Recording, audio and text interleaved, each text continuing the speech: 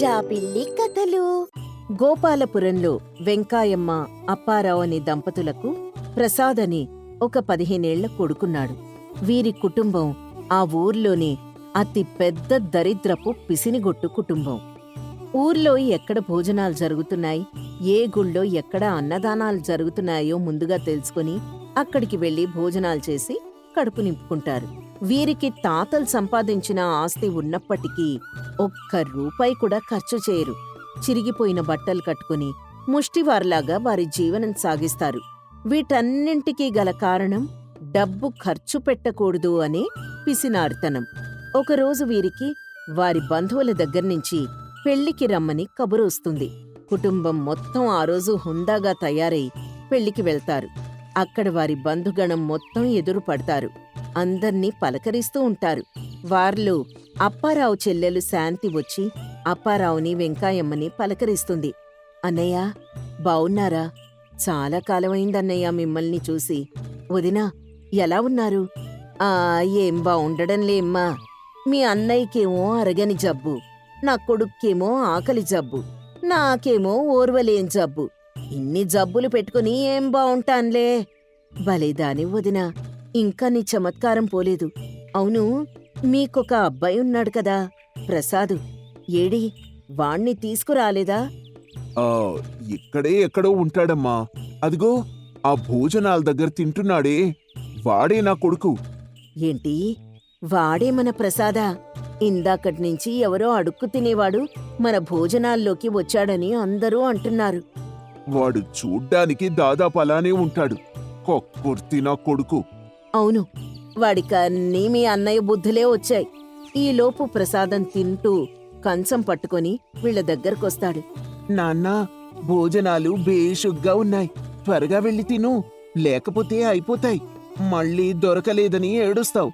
నోరు ముయ్యరా వెధవా, ముందు వెనక చూసుకొని మాట్లాడు. ఇదిగో, ఈవిడ మీ అత్తయ్య శాంతి, నిన్ను పలకరించడానికొచ్చింది. అత్తయ్య, మిమ్మల్ని ఎప్పుడూ మా ఇంటి దగ్గర చూడలేదే, మీరెప్పుడూ మా ఇంటికి రారా? ఎందుకు రాన్రా, మీ నాన్న కూడా మీ ఇంట్లో ఏదైనా శుభకార్యం చేస్తే వద్దామని ఎదురు చూస్తూ ఉన్నావు. మీ నాన్నకి నువ్వొక్కడివే కొడుకువి. నువ్వు ఆడపిల్లవైనా బావుండేది. ఏదో ఒక కార్యక్రమం పేరుతో మీ ఇంటికొచ్చేవాళ్ళం. ఇక మీ ఇంట్లో జరిగే శుభకార్యం నీ పెళ్ళే. ఇకొస్తే నీ పెళ్ళికే రావాలి. మరి మా ఇంటికి రావాలంటే పెళ్లికే రావాలా? అన్నయ్యని చూడాలనిపిస్తే రావచ్చుగా శాంతి. నీకు తెలుసు కదన్నయ్యా, నాకిద్దరూ కూతుళ్ళు. నేనింటి దగ్గర లేకపోతే వాళ్ళు అస్సలు మాట వినరు. ఇంట్లో పనంతా నేనే చూసుకోవాలి. ఏదో ఒకరోజు చూసుకొని వస్తానులే అన్నయ్య. మరి నీ కూతుళ్ళని మాకు చూపించవా శాంతి? శాంతి తన కూతుళ్ళని అక్కడికి పిలుస్తుంది. సుమారమ్మ ఇద్దరూ అక్కడికొస్తారు. ఇదిగో అన్నయ్య, నా కూతుర్లు. పెద్దది సుమ, రెండోది రమ అని తన కూతుళ్ళని అప్పారావు కుటుంబానికి పరిచయం చేస్తుంది. శాంతి, నీ కూతుళ్ళు పెళ్ళిడికొచ్చారే.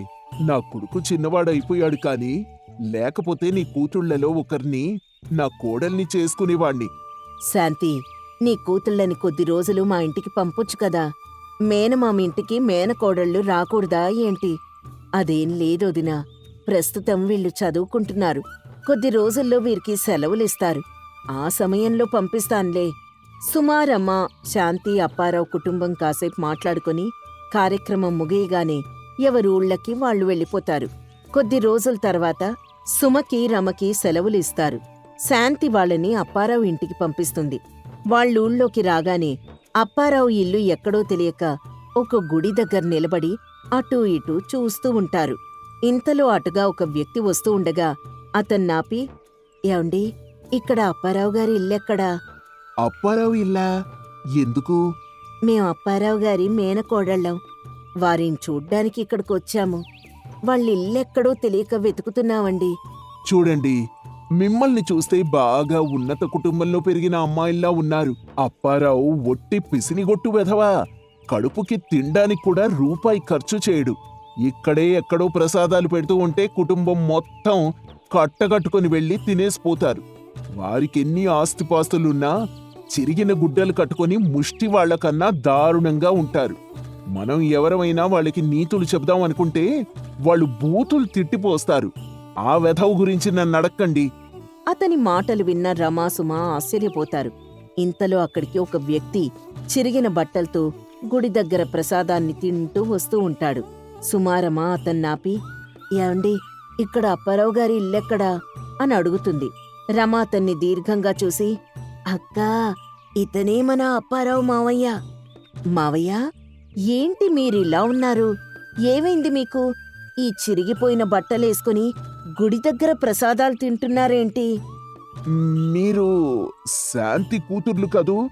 అవును మావయ్య, మీరే కదా మమ్మల్ని కొద్ది రోజులు మీ ఇంట్లో ఉండడానికి రమ్మని పిలిచారు. మాకు సెలవులిచ్చారు మావయ్య. అమ్మ మిమ్మల్ని చూసి రమ్మని పంపించింది. ఓహో, అలాగా. సరే, చూశారుగా, ఇక వెళ్ళండి.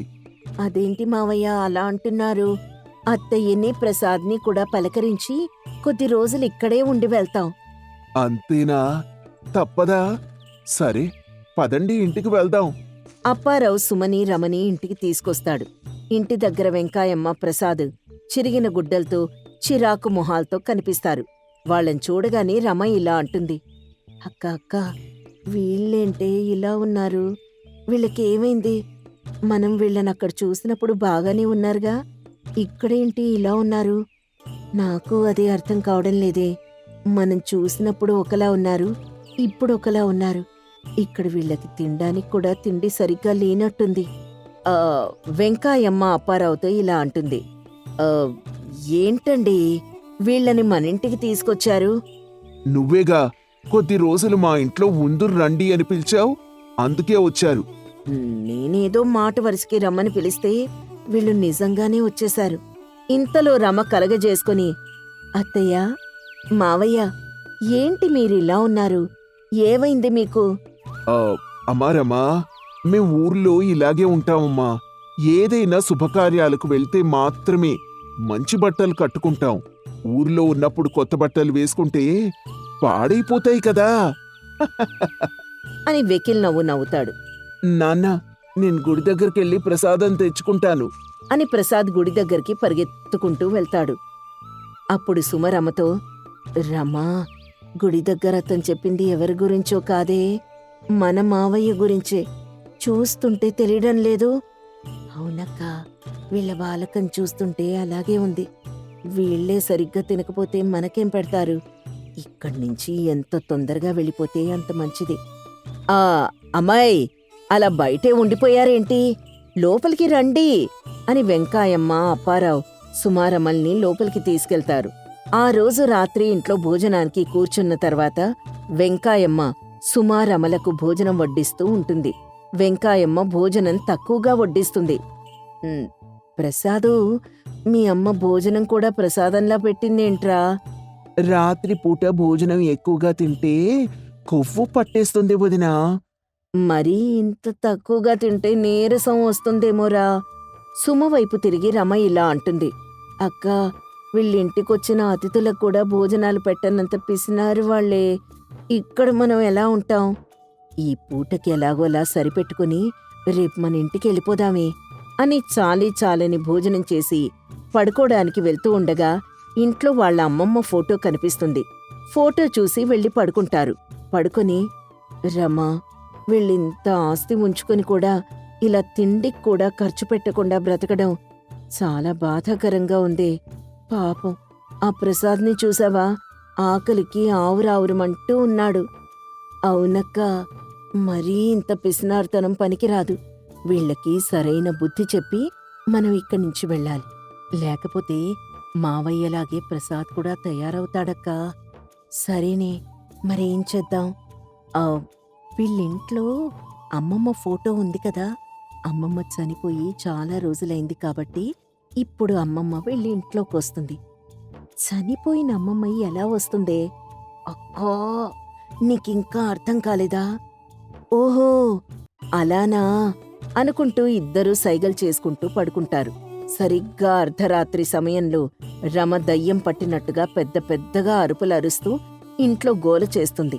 అందరూ నిద్రలేచి రమ ప్రవర్తన చూసి భయపడతారు. సుమా, మీ చెల్లికేమైందమ్మా? ఎందుకలా అరుస్తోంది? చెల్లికప్పుడప్పుడు అమ్మమ్మ దయ్యం పడుతుంది. ఏంటి, మా అత్త దయ్యంగా మారి మీ చెల్లికి పడుతుందా? అవునత్తయ్య, అప్పుడప్పుడు అమ్మమ్మ దయ్యం చెల్లి మీదకొచ్చి తనకి నచ్చని విషయాలు చెయ్యొద్దని చెప్పి వెళ్తుంది. అసలు ఈరోజు మీ ఇంటికి రావడానికి కారణం కూడా అమ్మమ్మ దయ్యమే. అంటే మా అమ్మ నాకేదో చెప్పాలనుకుంటుందా? ఆ, ఆ, అమ్మా అమ్మా చెప్పమ్మా, ఏం కావాలో చెప్పమ్మా. అప్పుడు రమ కోపంగా ఊగుతూ, రే అప్పారావు, నా కూతురికి పెళ్లి చేసి అత్తవారింటికి పంపించిన తర్వాత ఒక్కసారి కూడా దాన్ని పుట్టింటికి రానివ్వలేదు. నీకు నీ పెళ్ళానికి ఉన్న పిసినారితనం వల్ల నా మనవడికి సరిగ్గా తిండి కూడా పెట్టడం లేదు. ముందు మీరు మీకున్న పిసినారి బుద్ధిని వదిలిపెట్టి గౌరవంగా బ్రతకండ్రా, లేకపోతే నేనస్సలు ఊరుకోను. ఊరుకోను. అయ్యో, ఇదంతా నమ్మేలా లేదండి. అత్తమ్మేంటి ఇలా దయ్యమై రావడమేంటి? అలా అనేసరికి రమ వెంకాయమ్మని లాగిపెట్టి చెంప మీద గట్టిగా కొడుతుంది. దెబ్బ కళ్ళు బైర్లు కమ్మి వెంకాయమ్మ 2 చేతులు ఎత్తి దండం పెడుతూ, అమ్మనా అత్తమ్మ, ఇంత గట్టి దెబ్బ కొట్టావంటే అది నువ్వే. అప్పుడెప్పుడో ఒకసారి ఇలాగే కొట్టావు, మళ్ళీ ఇప్పుడు అదే దెబ్బ రుచి చూపించావు.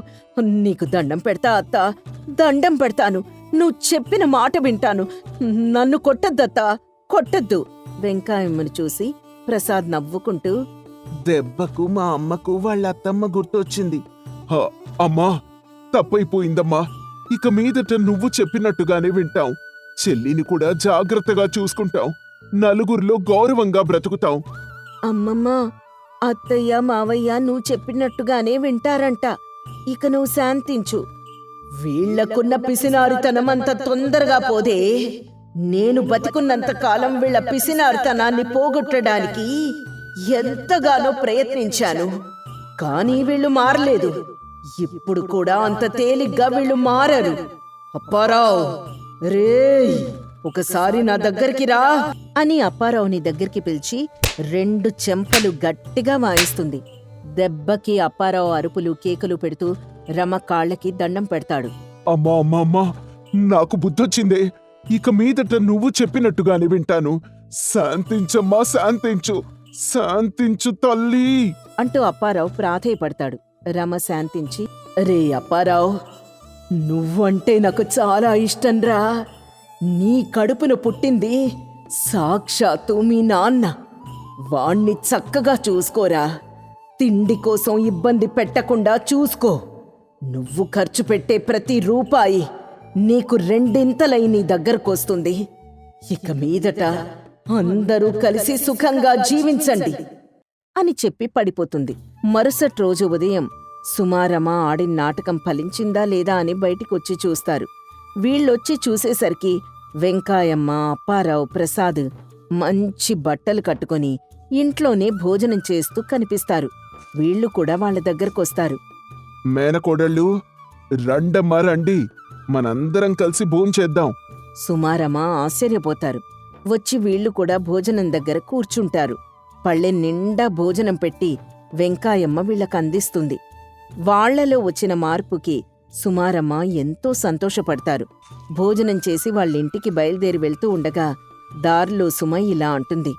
రమా, రాత్రి నువ్వు అమ్మమ్మలా నటించావు కదా, అసలు అప్పారావు మామయ్యకి పుట్టింది తాత అని ఎలా చెప్పగలిగావే? వాళ్లని మార్చడానికి అమ్మమ్మ నానా ప్రయత్నాలు చేసిందన్న సంగతి నీకెలా తెలుసు? ఓ అదా అక్క, అమ్మ తన చిన్నప్పటి విషయాల గురించి నాకు ప్రతిరోజు చెప్తూ ఉండేది. అమ్మమ్మకు మావయ్య అంటే చాలా ఇష్టమని, తనకున్న పిసినారు బుద్ధిని పోగొట్టేందుకు చాలా ప్రయత్నాలు చేసిందని అమ్మ నాకు చాలాసార్లు చెప్పిందే. అదే విషయం నేను రాత్రి చెప్పాను. ఏమైతేనే మావయ్య వాళ్ళ కుటుంబం ఇప్పుడు సంతోషంగా మారింది. మనం ఇక మీదట అప్పుడప్పుడు మావయ్య వాళ్ళింటికి రావచ్చు అని అనుకుంటూ అక్కా చెల్లెళ్ళు నడుచుకుంటూ వాళ్ళింటికి వెళ్ళిపోతారు. ఓ చిన్న గ్రామంలో రామన్న అనే వ్యక్తి ఉండేవాడు. చిన్నతనం నుంచే కష్టపడే మనస్తత్వం అతంది. కానీ ఎక్కువ ఆస్తిని మాత్రం కూడబెట్టలేకపోయాడు. పొలంలో పగలంతా కష్టపడి ఆ వచ్చిన డబ్బుతోనే భార్య సావిత్రిని, పిల్లలు వెంకట్, లలితల బాగోగులు చూసుకుంటూ ఉండేవాడు. అతను చాలా నిజాయితీపరుడు. ఓ రోజు రామన్న పొలం నుంచి ఇంటికొస్తూ ఉంటే వృద్ధురాలు అచ్చమ్మ, రామన్నా, ఓసారి ఆగుతావా? నీతో కొంచెం మాట్లాడాలి. ఏంటి పెద్దమ్మా, ఏమైంది? మరేం లేదు రామన్నా, నా మనవడి ఆరోగ్యం బాగాలేదు. అయ్యో, ఏమైంది పెద్దమ్మా? నిన్న మా వాడితో కలిసి బాగానే ఆడుకున్నాడు కదా. అవును బాబూ, రాత్రి నుంచి ఒకటే జ్వరం. వైద్యం చేయించడానికి డబ్బు కావాలి. ఎవ్వరూ ఇవ్వడం లేదు. నువ్వేమైనా సాయం చేయగలవా? ఇప్పటికిప్పుడు నా దగ్గర అంత డబ్బు లేదు పెద్దమ్మా. కొంచెం చూడయ్యా, ఎలా అయినా తిరిగిచ్చేస్తాను. కొంచెం అత్యవసరం బాబూ సరే, నాతో ఇంటికి రా, ఏదో ఒకటి చేద్దాం. అని ఆమెను ఇంటి వరకు తీసుకెళ్లి వరండాలో కూర్చోబెడతాడు. లోపల తన భార్య సావిత్రితో, సావిత్రి, ఇంట్లో ఏవైనా డబ్బుందా? దేనికండి? ఇప్పుడంత అవసరం ఏమొచ్చింది? ఆమెను వెంట పెట్టుకునొచ్చారేంటి? ఏవైందిప్పుడు? పాపం, ఆమె మనవడికి రాత్రి నుంచి జ్వరమంట. డబ్బు అవసరమని వచ్చింది. ఇప్పుడు మన దగ్గర కూడా లేవు కదండి. పంట చేతికి వచ్చేంత వరకు ఇల్లు గడవడం కూడా కష్టమే కదా. అంటే ఇంటి ఖర్చులకని కొంచెం డబ్బు దాచాం కదా, అది ఇచ్చేద్దామే. మతుండే మాట్లాడుతున్నారా? ఆ డబ్బా ఆమెకిచ్చేస్తే మిగిలిన రోజులు మనం ఏం తిని బతకాలి? పిల్లలకు ఏం పెట్టాలి? అవసరంలో ఉన్నవారికి సహాయం చేయకపోతే ఎలా చెప్పు? మళ్ళీ తిరిగిచ్చేస్తా అని చెప్పింది పెద్దమ్మ. మీ మనసు నాకు అర్థమైందండి. కాని మన అవసరాలెవరు పట్టించుకుంటారు చెప్పండి? నేను చూసుకుంటానే, ఈసారికి ఆ డబ్బిచ్చేద్దాం.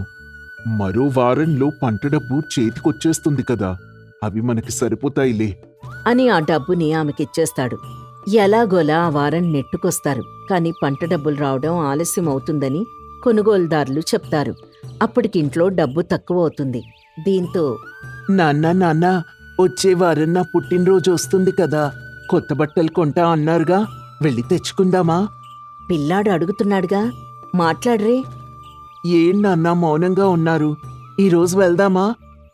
చూసారా, నేను ముందే చెప్పాను కదా, పరిస్థితులు ఎప్పుడు ఎలా ఉంటాయో చెప్పలేము అని.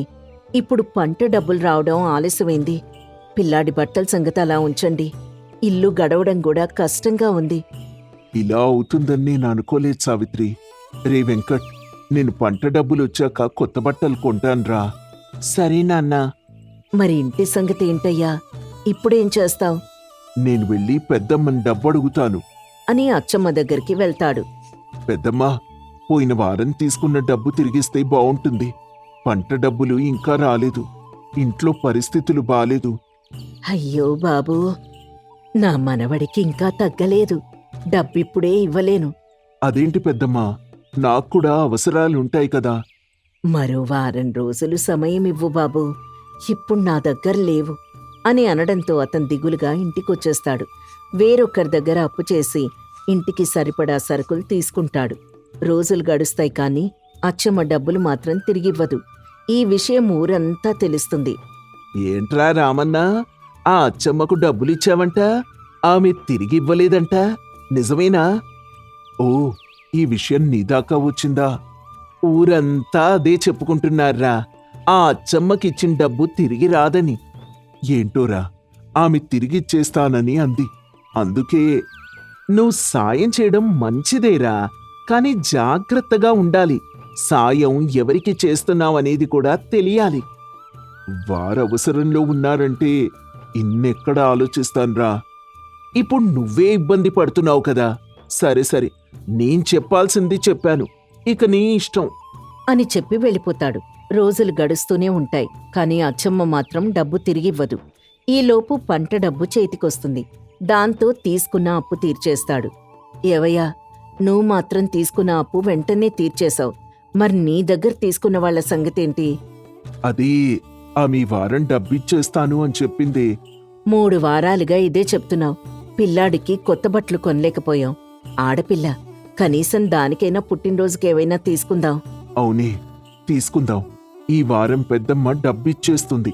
నువ్వు అడక్కపోతే నేనే నేరుగా వెళ్ళి అడగాల్సొస్తుంది అని హెచ్చరిస్తుంది సావిత్రి. రోజులు గడుస్తాయి. ఓ అర్ధరాత్రి అచ్చమ్మ ఇంటి దగ్గర నుంచి అరుపులు కేకలు వినిపిస్తూ ఉంటాయి. సామాన్లన్నీ చిందరవందరగా పడి ఉంటాయి. రామన్న అక్కడికి వెళ్తాడు. బాబూ, వచ్చావా? చూడు బాబూ ఎలా అయిందో. ఏంటి పెద్దమ్మా, ఏమైంది? వస్తువులు ఇలా పడున్నాయేంటి? అసలేం జరిగింది? బాబూ, నేను నీ దగ్గర తీసుకున్న అప్పు తిరిగిచ్చేద్దామని డబ్బు బీర్వాలో పెట్టాను. ఆ అయితే ఏమైంది పెద్దమ్మా? ఆ డబ్బు దొంగలు దోచుకొని వెళ్ళిపోయారు బాబూ. నేను నీ డబ్బుని కాపాడలేకపోయాను. అయ్యో, ఎంత పని జరిగింది. సరే, పోన్లే, మీరు జాగ్రత్తగా ఉండండి. అని జాలిపడి అక్కడ్నించి వచ్చేస్తాడు. విషయం సావిత్రికి తెలిసి పంచాయతీ వరకు విషయాన్ని తీసుకుని వెళ్తుంది. అక్కడ పంచాయతీ పెద్దలు, రామన్న, ఇంత అమాయకుడివైతే ఎలా చెప్పు? ఏంటండి, ఏమైంది? ఏంటి అంటావేంటి? చూడు నీ భార్యని ఎలా దిగాలుగా ఉందో. ఆ అచ్చమ్మకు డబ్బిస్తే తిరిగివ్వలేదంట కదా. పాపం, పోన్లేండి, ఇంట్లో దొంగలు పడి సొమ్మంతా దోచేసుకున్నారంట. ఏంటయ్యా నువ్వు ఉత్త అమాయకుళ్ళా ఉన్నావ్? ఆ అచ్చమ్మకి డబ్బిస్తే తిరిగి రాదని ఊరంతా అనుకుంటూనే ఉన్నారు. నేనేమీ అమాయకుణ్ణి కాదండి. ఆపదలో ఉన్నవారికి సాయం చేశాను.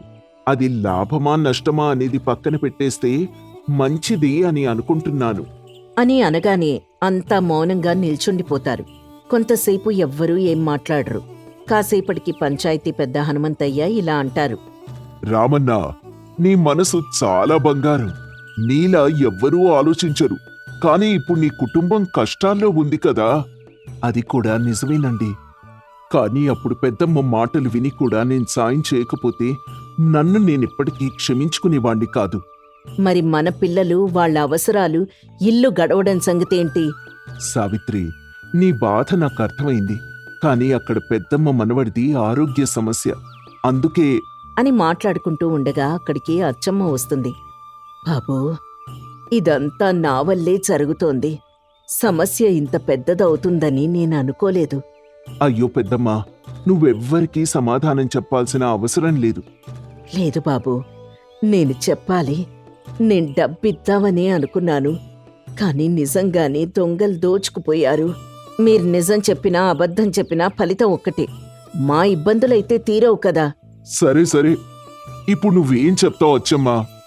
పంట వచ్చే వరకు ఆగితే ఆ డబ్బులో సగం వడ్డీతో సహా ఇచ్చేస్తానయ్యా.